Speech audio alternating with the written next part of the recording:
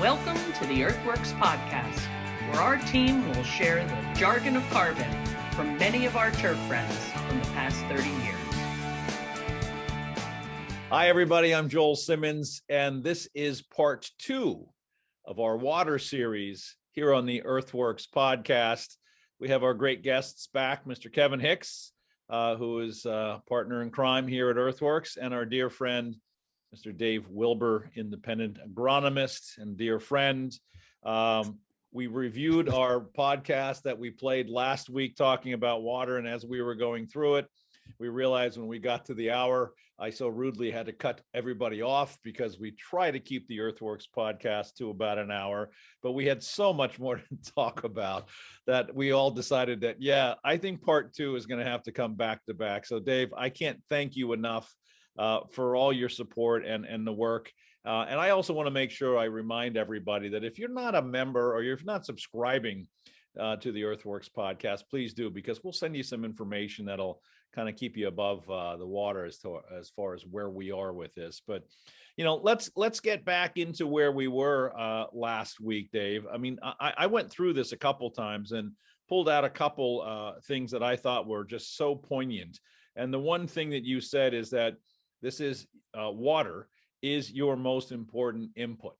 And that really hit me. I mean, I just never heard it in that phrase, but if you think about it, water is your most important input, and that's why we're talking about your biggest input, input. Yeah. And then the things, and we talked about it, and I think it was pretty startling when we just did a little bit of math on the particular water we were looking at. But on that one, what did we figure out? 250 tons of, stuff that you don't want is coming in through an irrigation season. On that particular test, and it varies, and it can be, it can be 3 times that. That was actually a pretty tame water. Mm-hmm. And I think your analogy was, would you go take a truckload of salt and put it on your property? Because that's basically what you're doing. Yeah. Or 12. Or 12 truckloads. Yeah. Right. So last week we talked about down the wet well, whatever. Yeah, exactly. Last week we talked about a pretty heavy soil that had a lot of salt input, and we want to kind of shift it a little bit, although we need to review a little bit. But we want to get into maybe a cleaner water and talk about the reverse of what somebody might be seeing out in the field. Last week we were looking at numbers that were really high, and like you said, the numbers came out to be, I don't even remember now, truckloads of salt going onto that property, and obviously that's all inputs. Right. And those inputs are not only going to, in this case, salt, sodium, not only impact the physical structure of the soil, it's going to impact the plant and the ability of the plant to draw in, and it's also going to affect soil biology, which is obviously something that I'm very passionate about. But a lot of guys, we'll talk about my plants are wilting and all that stuff, and we broached this whole concept of sodium-induced wilt, and I think that's one of the things that water really, that's the first thing that I look at when I review a water test.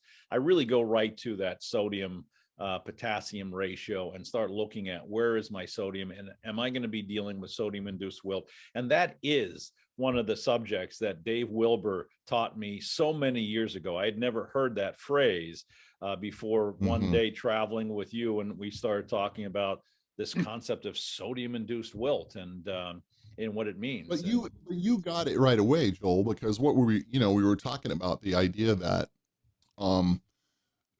how is it that one golf course can kind of get through that hot day, right? Minimum amount of thinking they got a hand water, and the other golf course, at 80 degrees, the place is turning yellow and black and all that, the wilt is happening. Yeah. And why? Well, obviously there's some soil differences and stuff, but usually the water, is the deal.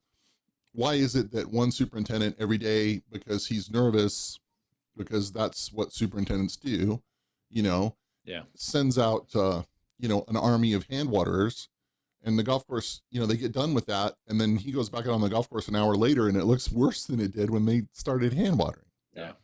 And that's usually where that goes. That's why we start looking at this. And so when somebody says, well, why should I look at my water? I started asking questions about how they do on hot days, how they do after a rain. Golf course superintendent says, well, it rained and now the place is fantastic, right? Yeah. Well, how much rain did you get? Well, 1/10 of an inch. Well, how much did you irrigate 3 nights ago when it was hot? Well, the ET was whatever, 0.15. So we kind of got that out. I said, wow. So the 1/10 of an inch of rainwater, miraculous.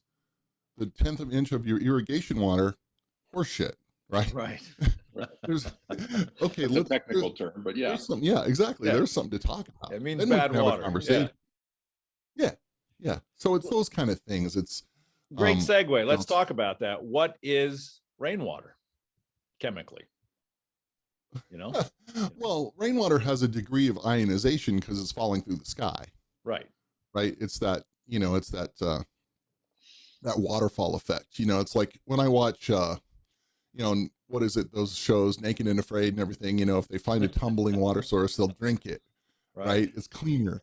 It's got all the junk and the bacteria and stuff out of it. And that's kind of what goes on with rainwater. And then you add a little bit of lightning and some ionization and it's all charged up and, and it has a purity to it. And this is the point where everybody says, well, what about acid rain, Dave? And I don't know that that's a big thing anymore, Right. but Certainly not what it was 25 years ago. But what I've done with some people, and it's been really interesting and fun actually, is especially in places where it rains quite a bit. And I know we did this in Asia and some stuff like that as well, is, hey, just grab a sample of your rainwater, get some, put a funnel out there and grab some and see what you're dealing with. Send that to the lab. It's worth the $35, $40, $50, whatever it is to learn, what's coming out of the sky. And it's pretty startling.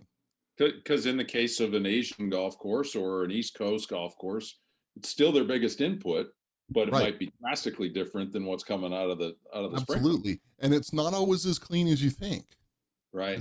As far as, because remember, we're talking about evaporation eventually coming down. And yes, there's a purifying effect as it goes through and does the whole thing that it does. Clouds are steam, right? But it's just really interesting to see, it's a great comparison. Here's my rainwater. And this is the kind of thing you can take to a green committee and just startle them with. Do a couple of charts and graphs. Here's our rainwater. Here's our irrigation water. Why am I a happy person when it rains? Look, look what's happening. And it's even the lay person can kind of figure that out. Exactly.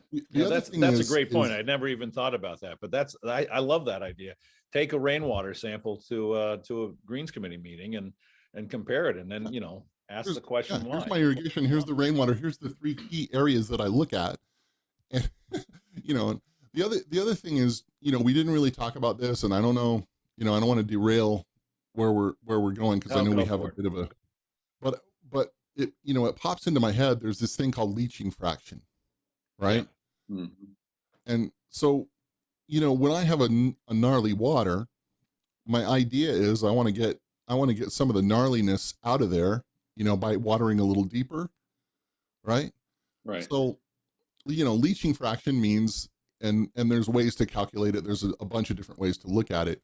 But, it may be 20%, right? Maybe 30%. So that says, hey, whatever my ET is or whatever, I need to put 30% more water out to kind of mitigate the salts. And the tricky bit is you're putting 30% more of the shit water that's coming to you in the first place. Does that make sense? So hold up, Dave. So say the number, assuming the number's 30%. Right. And I just talked to a client in Vegas the other day, and he's on about, because he's got really poor water quality coming out of Lake Las Vegas. Okay, sure. And he was, and him, but he's on about a 2-week cycle, which is pretty tight on his flushing. Right. So is that 30% of the accumulated ET for that? What it is, Kevin, is it's saying, no, it's the leaching fraction. The way I look at it is how much extra water do I need to put out to get those salts to actually flush and to go away. Okay. There's probably some more technical ways to say it. And certainly that's what the conductivity meters have done for us. Right. Before connectivity meter, before the TDR, before the pogo and that stuff, we were guessing a lot. It was a feel thing. Yeah, and I had a handheld conductivity meter that I used. They're hard to calibrate. They're not, the technology's come a long way. Yeah, for sure. In 20 years. But so some people would say to me, they would say, "Hey, I just flushed the greens," and I would say, "Well, what's that? What does that mean? How many gallons?" And they'd come up with, well, I usually water 5 minutes a night, but I watered, 17. Right? Based on that calculation. Well, based on just their thinking that that's what they were doing, because it's like, oh, I'm going to water three times what I usually water, and that's a flush. Well, it's not always that, right? And and conductivity will tell us whether or not we actually got the flush, where we got the salts out of the upper root zone. Because remember, there's a dynamic pull there. Is that mathematics going to take into account soil physics? I mean, if you're on a real heavy soil versus a sand, your calculations would essentially accommodate that. It's all based on, on infiltration rate. On infiltration rates, yeah. Yeah. But I think the thing is so, that's one of those deals where, when I started to kind of do the math for people and say, okay, first of all, let's just do the basics. Let's say you've got your USGA grain and it's 45% pore space. And we would just go through the calculation. This many square feet is this many cubic feet. Is this, how much water will that thing hold when it gets to field capacity? Right? Mm-hmm. Okay. And then what's the precip rate on your heads? How many gallons per minute, gallons per, whatever you want to look at. Okay. So, have you done catch-can tests and kind of verified that a little bit, because everybody's DU is a little off. Right. So we want to adjust there. And then suddenly we come up with this number for flushing, and I remember one superintendent who said to me, he thought he was flushing when he did, that 15-minute irrigation, once every 2 weeks. And when we did the math and figured it all out, because it really wasn't getting him anywhere, right? Obviously we're looking for the answer. We did the math and figured it all out. And it basically meant that he had to turn the sprinklers on for about 3 hours. Yeah. To really get the flush. Right. And he's like, dude, my golf course will be playable. My bunkers will be destroyed, all that sort of stuff. So, okay. We get the part circles in. So now we're not as bad with the bunkers. Right. Redo the calculation. Now we're working with part circles. So we got to make some guesses there, but that 3 hours maybe turns into hour and a half, give or take. So now the flush is an hour and a half, and the superintendent's still sure that the golf course will not be playable. Calls me up the next morning, right, and says, these greens are rock hard. Mm-hmm. Like, they're not hard, but they're fine. Right. We're going to play golf today. No problem. After an hour and a half of water. But, that's what, Joel, when it rains, we get that nice, soft, soaking rain. Yeah. And the water isn't running off, and golf course superintendent's happy, and, golf course is shimmering the next day when the sun comes out. Birds singing, flowers blooming, everybody happy.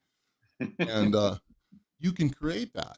But if you've got some issues with your irrigation water, or you don't know what those issues are, you don't want to compound it. You got to push it. So that's what the leaching fraction thing is all about. It's a really long explanation for saying I've got to add extra water because I have salts. Because you got to push them through. Is this the same story? I remember you telling me a story of a client of yours who you had flushing, and he was standing on the green, and the water was coming up to his knees, and you just kept saying, hang on, and all of a sudden it went kaboom. I'm not gonna name names, or of course not. I don't want to sound like a name dropper, but let's just say it's a really very famous place. Yeah, the three of us know who it is. A place that you can't. We don't need to name names, though. Yeah. No. And we go through this whole thing, and he's like, "You're out of your damn mind." Right. And I'm like, listen, I've been through this before. I've done this. We know. So basically what we did is we went out to the green and flagged on his part circles, and we're standing there watching them turn, and what happens, right? The water starts to pool. Right. And he says, damn it, Dave, this is what I'm talking about. We can't turn heads on here any more than 3-4 minutes where the water's not running off the green, you know? And he's just having a fit, right? He's just sure I'm out of my damn mind. Which is half true, but that's all right. So we were both a lot younger then, and we liked to drink. And I thought, well, let's just go get a drink, you know, let's go get a cocktail. But while he's running the heads. Eat a hamburger, right? So literally, like, I forced the guy to get in my truck, and we go down to the road, you know, to one of our favorite haunts. And the whole time we're sitting there, he's losing his mind, right? He's like, I can't believe we did that. You know, I'm like, listen, just eat your hamburger, you know? So we have a beer and a burger, you know, and then nobody was drunk, by the way. There was no drunk driving involved in this situation. Right, thank God. Everything is safe. Drive back out to the golf course, and we're in my pickup. Drive down this service road, and my lights come across the green, right? And there's no standing water in the green, and the sprinklers are roaring. And he just looks at me and goes, "The hell?" You know? I'm like, and so we leaned on the front of the truck and watched this while he was in complete disbelief. And then eventually, you know, another hour went by and went and flagged off the head. So about 3 hours total water, right? All of them lit up at the same time. All of them lit up. Yeah. Just let's get it done, right? You know, green is a salt-filled mess. Right. And so we walk out on the green, and it, you know, even just after turning out the water, you know, flagging on the heads, it's like, this is pretty good. You know, he calls me up the next morning. I had to be somewhere else the next morning. He calls me the next morning and says, this green's the best green on the golf course. It's firm. You know, everything's good. We had to fix a little bit of, you know, we had to rake a little bunker, you know, big deal, right? And the approach is a little swampy. You know, we're going to have to figure that out. And, you know, he didn't irrigate that green for more than a week. Now, the process before was, you know, green's getting 3 minutes in the shot, cycle and soak, you know, maybe everything going wrong. And all we're doing is just stacking salt unstalled. Right in that upper layer. You know, right where POA roots grow. POA golf course. Here. Those kinds of things, I mean, you just have to see it to believe it. You know, Dave, you taught me very early on the concept of deep and infrequent. And, you know, and I still battle with certain people in the industry that say, oh, you can't do that. You can't do that here. I can't believe that that's even a conversation, but I understand it in some humid areas. Right. You know, when you don't really get the evaporative cooling, you probably don't want to be making the humidity worse. East Coast, the mid-Atlantic. Yeah. But that concept is even more important with poor water quality, right? Because it can buy you time. Yeah. Yeah. Well, that's the thing. That's what we talk about is, you know, what if I just have that one cycle, that rainstorm, I'm creating the rainstorm, you know, and then we get to walk away. Yep. And you don't have to turn it. You don't have to drag hoses. You don't have to, and that's, you know, we're always talking about labor, and I see the army of hose guys out, and I just want to talk to those superintendents and say, you know, what if we looked at, and I'm not saying this is going to be right for every situation, because it's not, but what if we look at some things and just change our mind a little bit? I was working with a superintendent in California in kind of a hot place, and you know, we figured out where the solar radiation was the highest. And you know how it works is like the time when you get the solar radiation the highest is not when your soil temperatures are the highest, right? It's like 2 hours later, right, after the sun has. So what's the superintendent doing? He's got all his guys out, you know, banging on the hoses right before they leave at 2 o'clock, but the big soil temps are at 4. So what are they doing? Just making POA soup. Setting them up for failure on a 100-degree day. Right. And the soil temperatures rise, and he's like, geez, I don't know why my greens are just, you know, the guy's just watered in it, you know, okay, sodium-induced drought stress, rising soil temperatures in a wet situation, you know. So all we did with him was just change when he was putting water out, you know, or how he was doing it, and his world got so much better. So would you change the quantity? Didn't change anything. Just well, in his particular situation at their place, what they would do is his section guys, they were on a section type thing. The section guys would all come in, like if they were mowing or whatever, they would all come in at like an hour before they had to go home. And they would grab their hoses. They had these hose carts too, you know, this is how high tech they were. And they would just go out and it was just hand water festival on their sections. hauling ass, right? Running with the hose, get as much hose water out as we can before we have to leave. And we just kind of stopped all that, got him on a little deeper and more infrequent thing. He was one of those guys where I had to say, hey, maybe okay, let's say that you put X number of minutes on the greens tonight. Let's go 2 nights and then put X times 3. Mm-hmm. And well, the water will run off. No, right. And then he's like, damn, we're not having to drag hose. The place isn't burning up at 2 o'clock or 4 o'clock when I come back, when I go out and make my loop, after the guys have gone or we're finishing stuff up. And it just changed his whole world.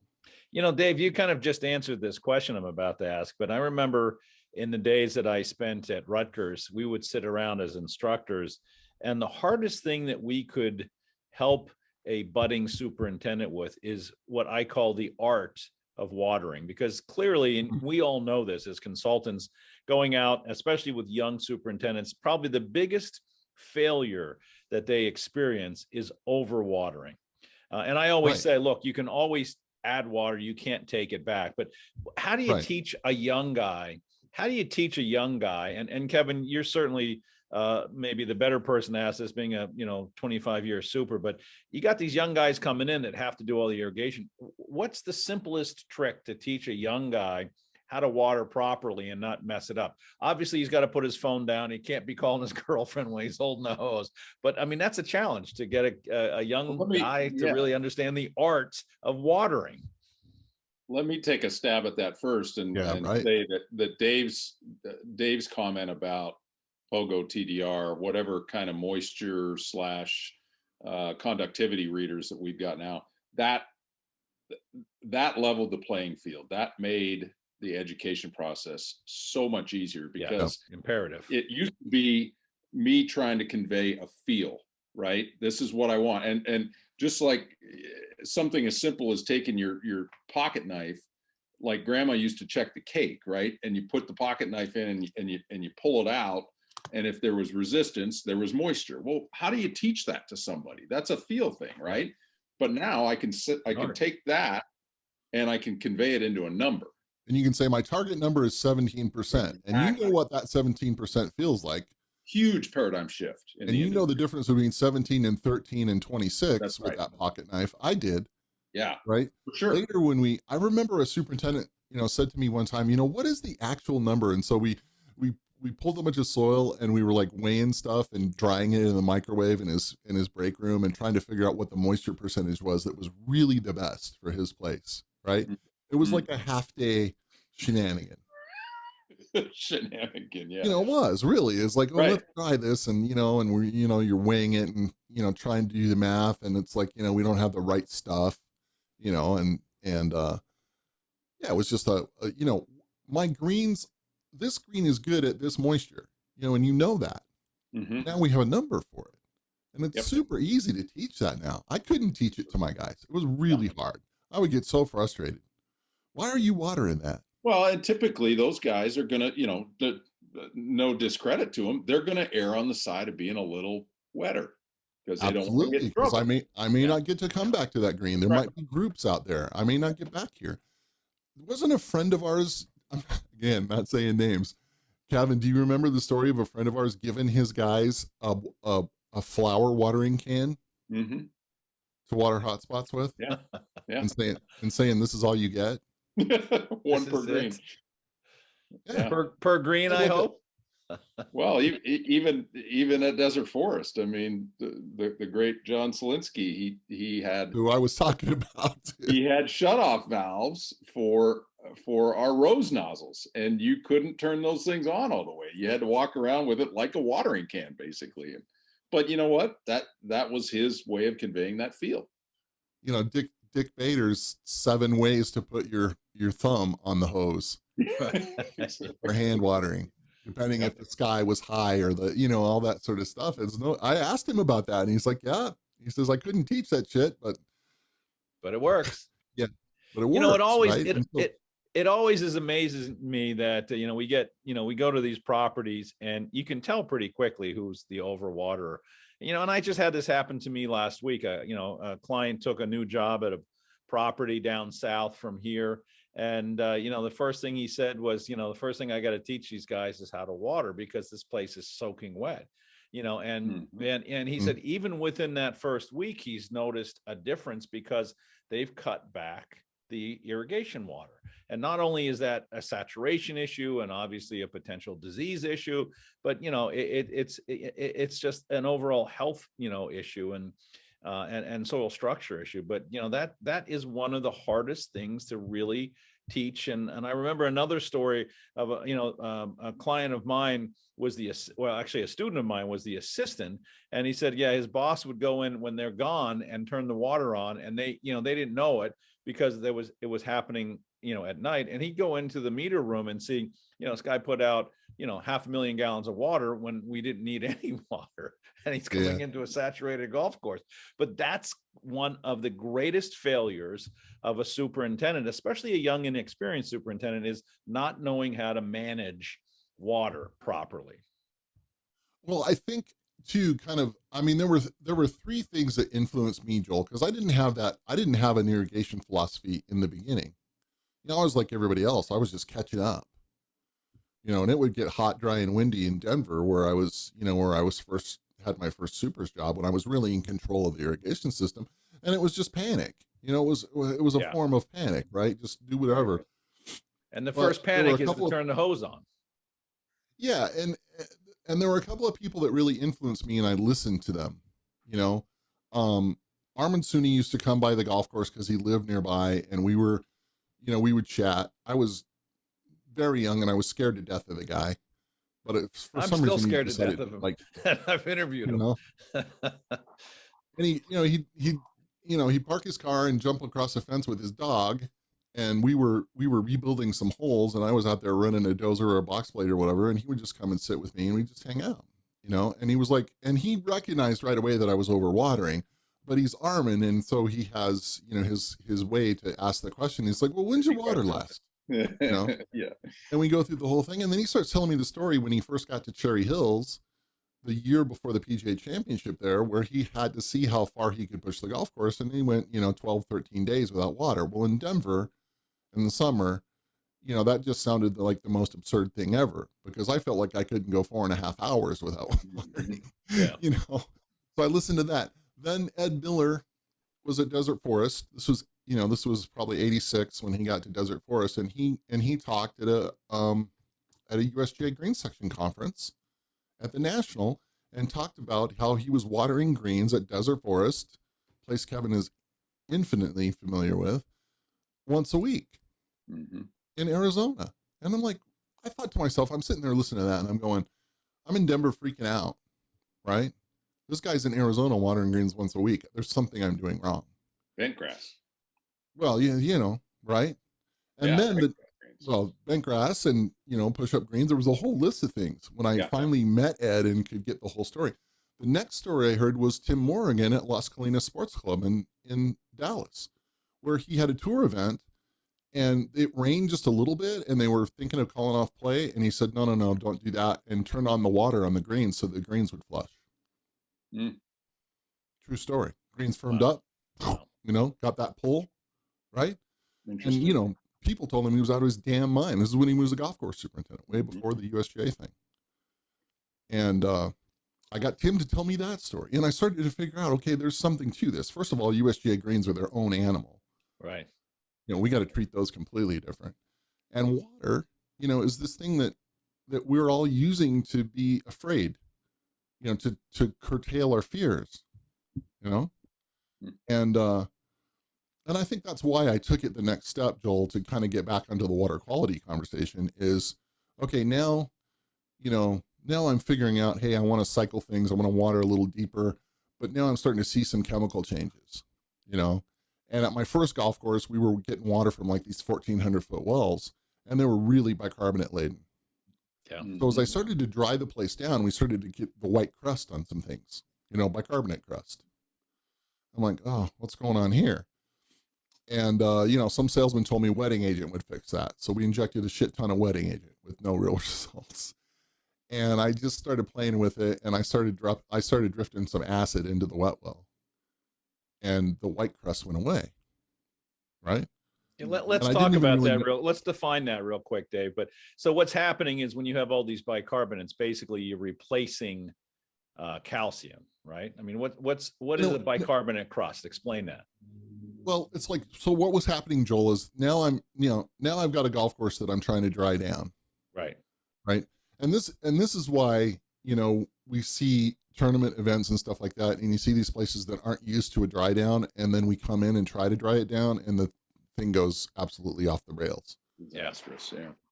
Yeah. Sonoma Golf Club one year, 2003. I'll never forget it. It was hot, dry weather, Charles Schwab Cup. We're trying to dry the place down and it just cooked right in front of our eyes. We couldn't catch up, and you could see all the low spots because that was the only green on the golf course. I mean, so I've seen it go wrong, and so I was doing the same thing. I basically was changing my irrigation philosophy midsummer, and I started to accumulate salts because we weren't watering as much. We probably reduced our overall water by at least half. And when we were watering kind of deeper and then cycling and trying to see how long that would go. And then salts are rising and I didn't really understand the idea of flushing. And I hadn't punched enough holes. Right. Yeah. So it's like, okay, I got to figure out this thing. And, somebody explained leaching fraction to me. And then we started running the airway, to break up some of those areas and, and figured out how to weight the thing down enough in a dry soil to crack it up a little bit. So it would, so we could get some water movement, right? One of the things when we talk about bicarbonates, Dave, is that, they do, like you said, they seal the soil surface. And I believe very strongly, and I think you would agree with me, is that they will lead to localized dry spots. And what's happening is that that surface is sealed.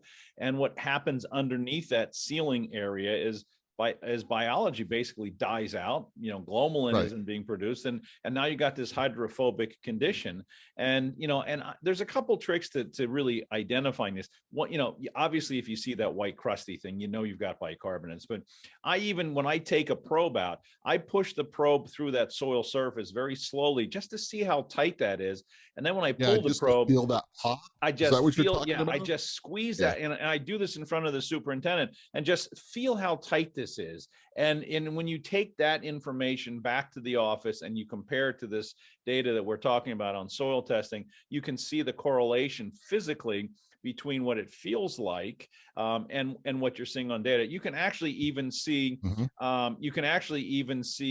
that bicarbonate by walking on it. You can feel it. You can feel that crustiness. It's almost like you're walking on cray paper on the surface of the soil. But that's an easy trick by just taking your probe, pushing it down, feeling that probe. You got some buildup of bicarbonate. You got that crunchy layer, and a lot of people mistake that for they'll say, well, I got algae growing here or whatever, especially, in a POA type situation where it starts to thin out a little bit. Oh, this is an algae bloom. Talk about that, because I've had a couple conversations in the last week about algae and moss. Is that not moisture being held at the soil surface in many cases? In many cases, and the proliferation of bad biology and a bunch of other stuff. I mean, we learned a bunch about moss over the years, but we'd start to see these greens that would start to develop these moss issues and stuff, and a lot of times we could point to water quality being part of the picture, not the whole picture, but certainly part of the picture. And I'd see that black algae kind of stuff. I was on a grow-in once where the golf course superintendent was trying to bring the thing in, and his water was so shitty and he hadn't never checked it. And so he's doing what you do with a grow-in, right? Light frequent irrigations, heads are on for a couple minutes once an hour. Keep the seed going, and all of a sudden and the the salts are accumulating and this algae layer starts to kind of develop. I mean, whether it was algae or not, but it was this kind of black kind of slime, And I told him, I said, this is the same as the slime on the river rock. How you get a river rock, you're in the river and you're slipping around, it's like, well, there's water running across this rock. How can it be slippery? It's the same idea kind of. Yeah. And then you bring the rock out of the water and let it dry and it's smooth, right? And then get it wet again and it turns back to slime. And that's the analogy I use. And, we had to figure out ways to, to break that up, or whether it's physically or chemically or whatever. So what causes that? A lot of times, what causes the black layering there in that case? Well, again, that's a lack of air movement. Lack of water movement, accumulation of, of a salt situation, Bicarbonates. and lack of biology. So there's nobody, none of the little good guys are getting to eat at the table first. So they're protesting, Mm-hmm. I love that yeah, line. right. I love the line Yeah, of I wish I'd microbes have- eating at the table first. I think Jerry I Brunetti wish told me that many years ago. Gary Brunetti, Bill Albrecht, that's a Bill Albrecht Yeah, thing. that's I'm sure he didn't. Let's get into. I mean, I wanted to talk about.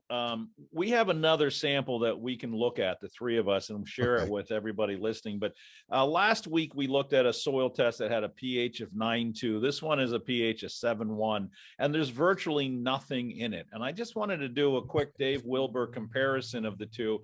And again, having listened to last week's right before we went live here, one of the comments that Kevin had said is, we all kind of chuckled about pH, right? But I love the line, Kevin said it's an effect, not a cause. And then you went right into that analogy of a doctor taking, your temperature and saying, okay, that's not the causal agent. It's just a symptom of it all. But I think that's a great way to understand the concept of pH. But as we look at this water, I mean, I'm going to go right into the cation section. And, whereas we were looking at, numbers of 30 pounds per acre of sodium on last week's test, now we're looking at one that basically has nothing in it at all. There's nothing. I mean, you're talking nothing is over 1 pound. It's the closest to a pound we have is calcium at 0.97, and in an acre inch of water. Yeah. Right. Yeah. So, I mean, compare and contrast these two, because a lot of folks that are going to listen, are probably going to be looking at waters like this, as opposed to the waters that we talked about last week. Well, and there's equally, it's an equal struggle on this end as it was on the one we talked about that was depositing so much stuff. Well, these, waters like this are classically runoff waters, snow melt waters, or, or rain runoff or whatever. And again, what did I say? It's tumbled down, all these places, and the rocks that it's gone over and everything have grabbed all the mineral. And by the time it gets to you, by the time it's in the lake, it's relatively mineral free. And the funny part is I'm looking at this test that you guys sent me, and I've seen this water before in a lot of places, but certainly this particular place. And remember what we talked about is the person who looks at the water test and stops at pH is going to be severely, they're going to have their world scrambled by this deal, because it says 7.1. Oh, the pH is fine. My water's fine. pH is fine. We're good. We put it in the drawer and we're done. Yeah. But so then you look down at this thing and you say, wow, there's nothing in it. The salt concentration is 28 parts per million. What was the one that we were looking at last week? 467.2. Salt concentration. 28.2. This is 28. So it's just, there's nothing there. Yeah. Right.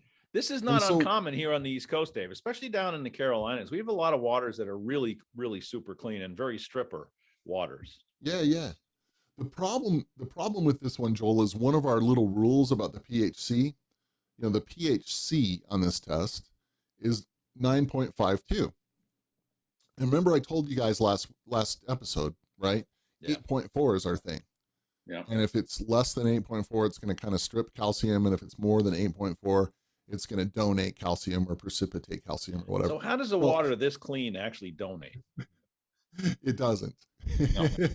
So the pHC of 9.52 is kind of a fallacy. This is one of those situations where that doesn't work. There's not enough ion here to really change that. And remember, the pHC is a calculation. Right. So it's almost like a less than sign on a soil test, where exactly the instrumentation can't pick it up. But what that does tell you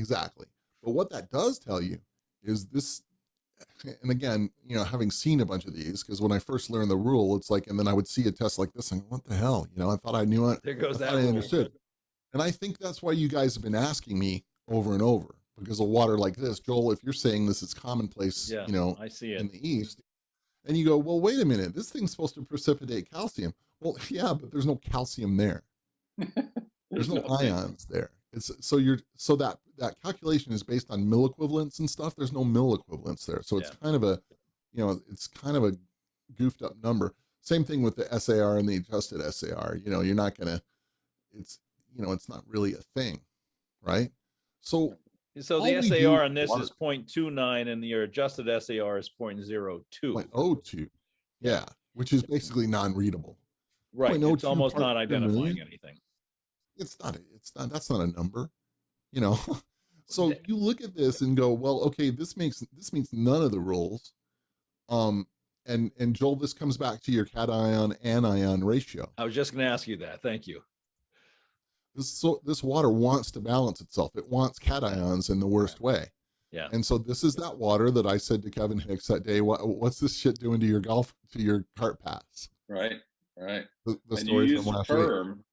And you used the term last week again. It's hungry. It's a hungry water. Yeah. That's a great description of it. I had literally a call an hour ago from a client who gave me that same line, having listened to, I guess, the three of us or the two of you perhaps talking about that story at Coeur d'Alene. And there's no secret here. This is Kevin's old water, but it was stealing the aggregate out of your walkways. And last week, Dave, you told that great story of Lou and how his water would booger up the windows of the clubhouse. They call them from the clubhouse. Yeah. And we've seen where, the trees, up 5 feet where the water hits it are covered in this white, stuff. It's all part of this. We can all identify that on this test. I was at a place in a low ground area, where they had, where everybody knows it was crappy water. You talk to any farmer in that area, it's kind of an ag area, and they know, and it's one of the first places I heard of a lot of acid use. We go to the golf course, right? And it's like this guy's water is literally defoliating the trees. Right. And there's these beautiful oak trees and eucalyptus trees, and they have white shit all over them, and there's no leaves in the bottom where any of the sprinklers are over. And I'm like, I don't know. You think we got a water problem here? And no giraffes on site whatsoever. No giraffes on site. Right. Exactly. And the super's kind of looking at me, and he just thinks that's just how it is. And I'm like, look at this, and I got my pocket knife, and I'm like scraping white stuff off this oak tree, and it's in my hand, and it's like, so should I tell the rest of the story on that one? Yes. Do we have time? Sure. Please. So the superintendent, is kind of a farmers club, right? So we had a few farmers on the committee, and they were encouraging him to maybe think a little bit. And one of the guys was really big in the tomato world, and tomato farmers in that area have to use acid. They have to do some stuff, right? And so they understood about flushing, and they understood, some of those things. So this guy decides that what he's going to do, he wants to flush his greens. So he gets a hold of, like, I don't know, in that area, it's rain for rent, but he just got a big old truck. Like how many 5,000 gallon truck or whatever, Kevin? Oh, I remember this story. This is a great story. Right? Yeah. And they fill the thing up at the fire hydrant. They get permission somehow from the little fire district where the club is. And they fill the thing up from the fire hydrant, different water source, right? Not his well water. And he goes out and he thinks, okay, I'm just going to turn on I'm going to turn on the big hose here and flush these greens. That's actually pretty bright, right? Kind of a green. This guy was not an educated guy, but he was a green thumb guy. And so he does this, right? He turns on the water source. Well, something happens or something's leaking. And so they shut the truck down. They shut the pumps down for a second while they're fire hosing the screen. And the green is fizzing like Alka-Seltzer. Okay. This is before cell phones. So the guy runs to his shop and calls me, and I happen to be in the office, and he says, my greens are fizzing. I'm like, what the hell are you talking about? And he tells me that he was going to flush the greens like we talked about, and it turned out the pump, and the green is fizzing. What do? I'm going to kill the golf course. I'm like, no, keep going. Because that's the sodium bicarb. Yeah. That's the Alka-Seltzer. That's Alka-Seltzer. That white stuff is the Alka-Seltzer. And it is so great. Those greens were fizzing, and God, I wish he had applied an acid, I assume, right? He hadn't applied an acid. He just changed his water source. His first thought was, I'm going to just flush these greens. Right. And I know better than to take a shower and put my dirty clothes back on here. Sure. I'm going to flush with a different water source. So the water reacted. The water reacted. Yeah. Mm-hmm. And then as we started to experiment with acids and different stuff at places like that, we had similar kinds of things. Yeah. Greens are fizzing. Jim McPhillamy had that happen at Riviera. when they were first doing some inferic, stuff. And they had a proportioner, and they pump out this proportion, we figure out the stuff, and the green is fizzing, literally sitting there respirating. And then, Wow. it doesn't need water. It's the best green on the golf course for 2 weeks. Right. But at first it's scary as hell. Right. And so, you get a water like this, it's the exact opposite. It's not bringing you anything. It's just trying to take everything you've got. Well, and to put this into context, the reason we were talking about this is that when I walked on site to this golf course, I had a good 3-4 inches of thatch, and it wasn't hydrophobic, really, really dry, undigested. It was the slimy, smelly kind because it's so waterlogged, because this water wouldn't let go in the ground. The thatch wouldn't let go of that water. Yeah. It's so hungry. Yeah, a water like this just wants to sit on top. It's just that bubble on top of your freshly waxed car. It's just not, the surface tension won't break. It's not going to get in. And the owner had pledged to me, I'll give you $100,000 to put all the drainage you want in this golf course. And I said, it's going to be in the form of tines, aeration tines, because you got to bust through that and some biology and keep the oxygen level.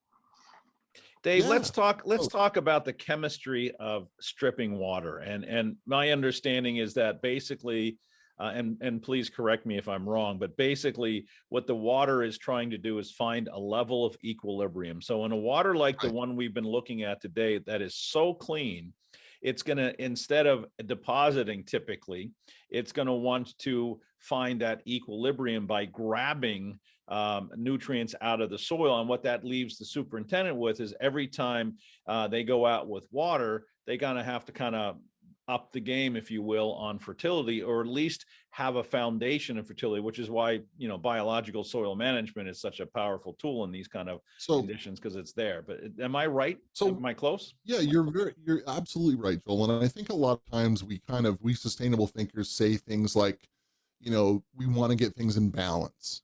This is balance, that in balance, cations and anions in balance, right? But the truth is that really, the physics of all this, the physics and the chemistry of all this say that, things move from a high concentration to a low concentration. Right. Yeah. Period. Whatever it is, whether it's heat, whether it's moisture, whether it's, the nature is trying to find an equilibrium. And so, water like this is going to be, it's going to be in that fight, right? It's going to be saying, hey, I got to get something. Mm-hmm. So, imagine, and Kevin, I don't know if you can relate this or not, but, we talked about gypsum, and we talked about, you could float some gypsum in the water. You could also go put it out and put water across the top of it or whatever. Right. If you go put a gypsum application out in a situation like this water is going to be very happy. It's probably going to get in the ground pretty well, but as soon as it kind of gets to the gypsum thing, it's not going to go anywhere else, right? So we have to do some physical things. That's why you said tines. Yes. We have to think it through a little bit. And so what I'm always trying to help people understand is that whatever they're dealing with, it's looking to find equilibrium. I'm trying hard not always to say balance.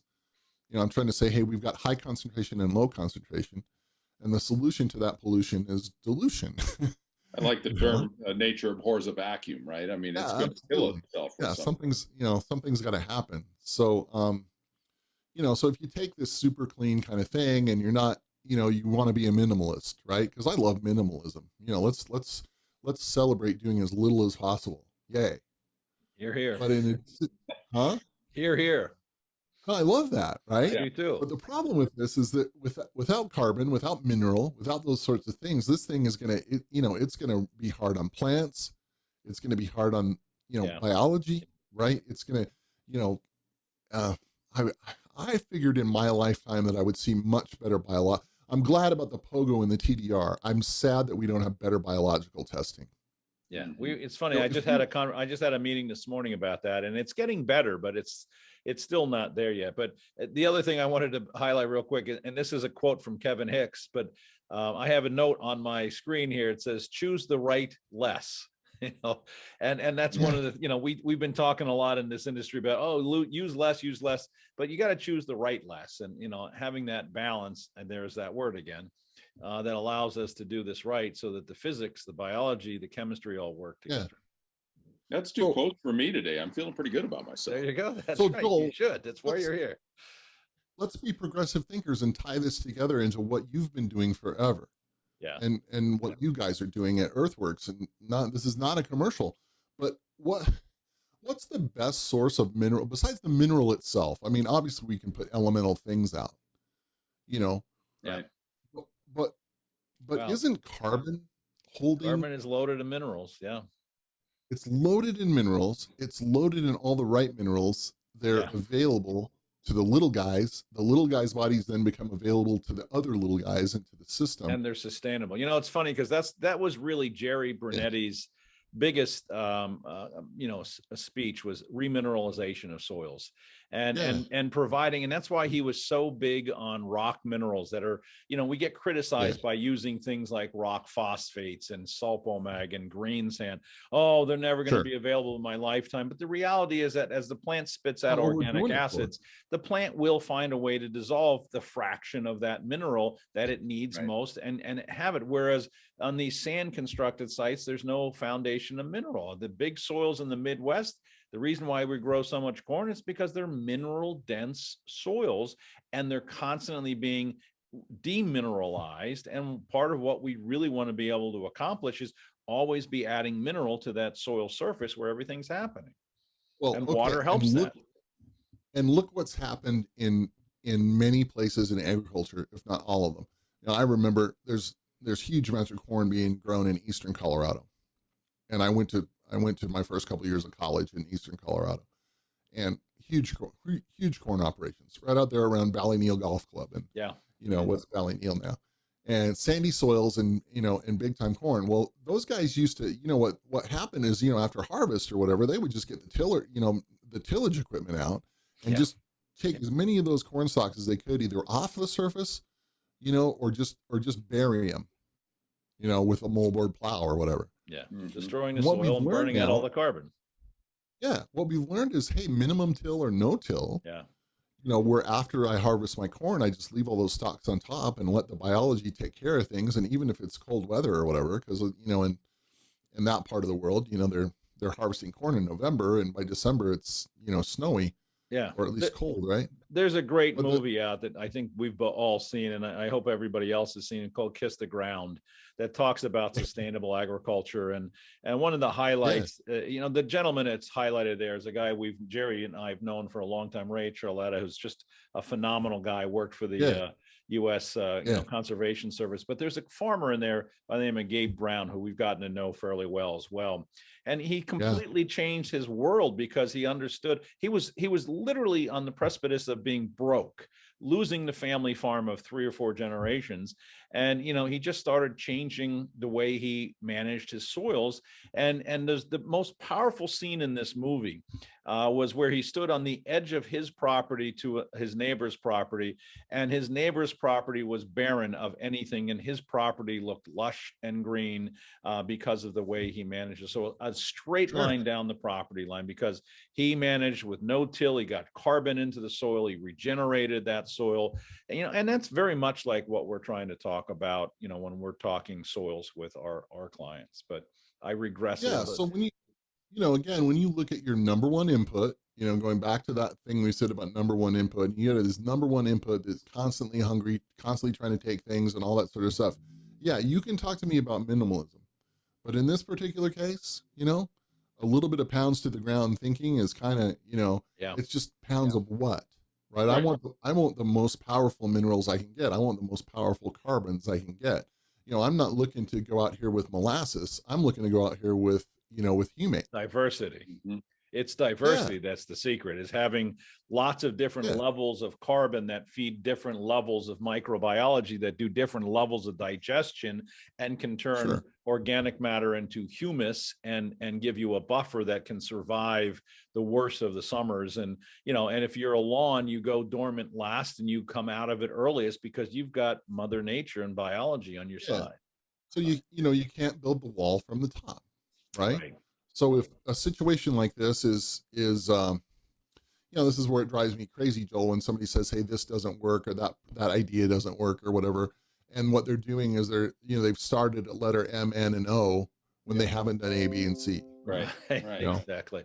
And, It's funny you say that, Dave, because there's even, out here, we've got consultants running around that I just was told this story the other day. A consultant walks into his office and he's having struggles in June. And he goes, use organic fertilizers. And he goes, well, yeah, of course. He goes, well, that's your whole problem. And he walks that's off your the property. problem. And his implication was that none of this stuff worked until June, when the soil temperatures kick in, and everything kicked out all at once. And you got all this push of growth, and you got this disease. And I'm like, and he called me and asked me about it. I said, if that was the case, I would have been out of business 32 years ago, and there wouldn't be anybody in the marketplace selling anything carbon-based. And now look at the industry. Everybody's talking about carbon and humic acids and all these kind of things. And again, I've digressed. Dave, we're running out of time, but I want to have you talk a little bit about, as we wrap up.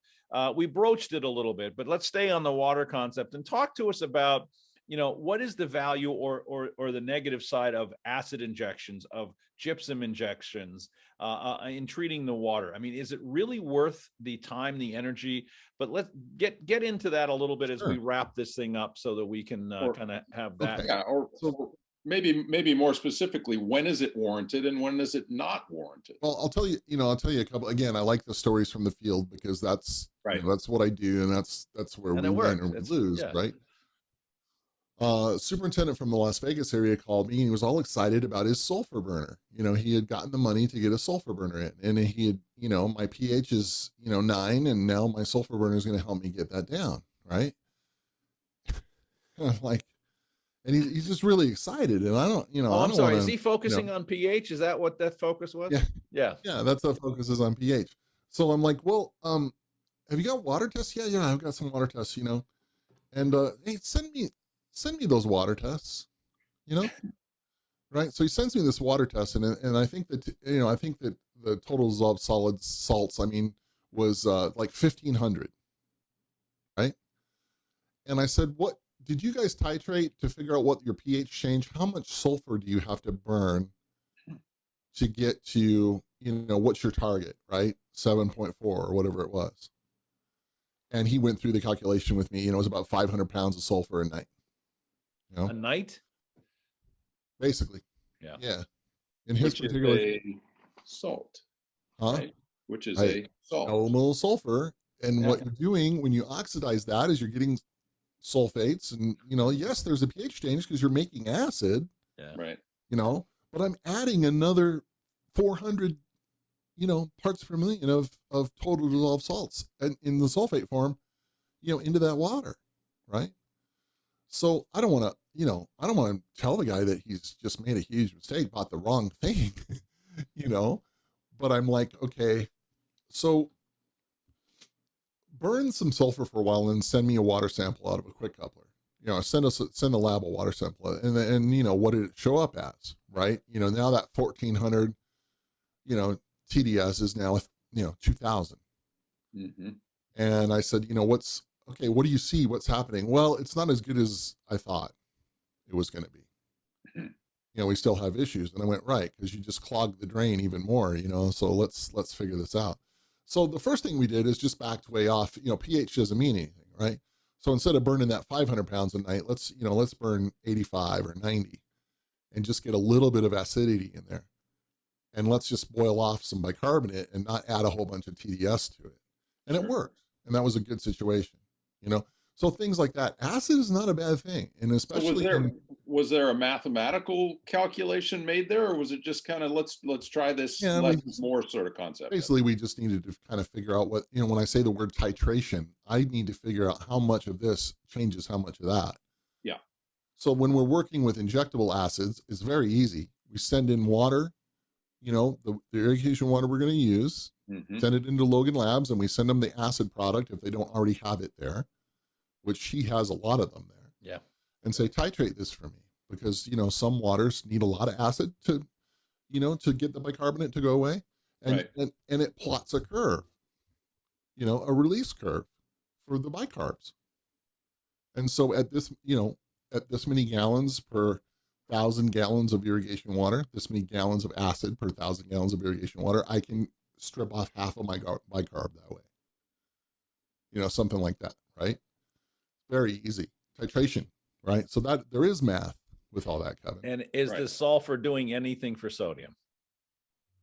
Not entirely. I mean, it's it's creating sulfates, and the sodium sulfate is soluble, and it's Can flush through, solubilizing that mineral. Yeah, but not as much as the effect it has on bicarbonates, which is significant. Yeah.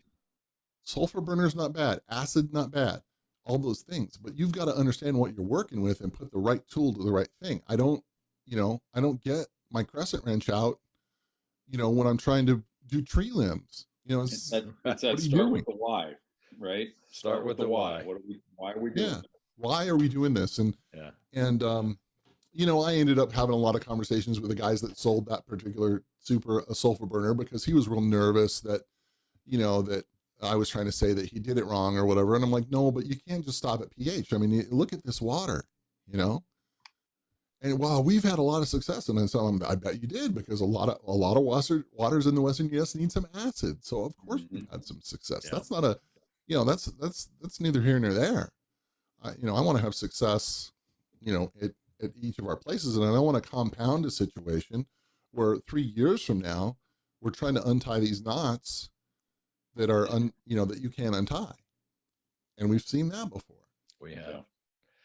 I hate to say this, gentlemen, but we have to wrap this thing up. I mean, it just goes so bloody fast with you, Dave. It's just part 3, part 4, part 5. Yeah, part 3, part 4, part 5. Man, I'm looking at our we didn't even cover anything. Do we get them?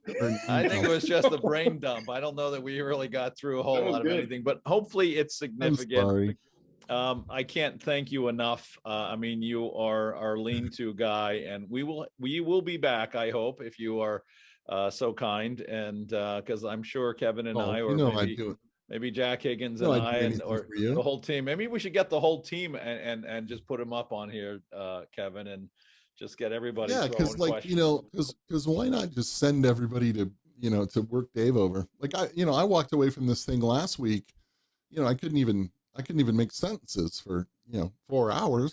Yeah, I had a live feed thing that I was trying to do, and my brain was just completely numb. I'm like, I'm going to go out and cut the grass now, because I won't have to use my brain. I'll just go and just I'm going to put ribs on the barbecue here. Yeah, that's even a better trick. Even a better trick. Hey, Dave, I can't thank you enough. And again, we lean on you so much, and you've been so gracious and kind to us, and we will continue to lean on you both in-house and here on the Earthworks podcast. And if you are not a subscriber to the Earthworks podcast, please be, so you can hear people like Dave Wilber and Kevin Hicks and I just having a brain dump one afternoon on a cool day here on the East Coast. But thank you so much, Kevin. Thank you. I got 2 of your quotes in today, so I was very happy that I could get a couple of good things on. I get one more for you. Nothing good happens fast. That's there's the third. Right back. That's very true. Gentlemen, thank you so much, Dave. Appreciate it. Again, we will have you back, I promise, in the very near future. And thank you, everybody, for listening to the Earthworks podcast.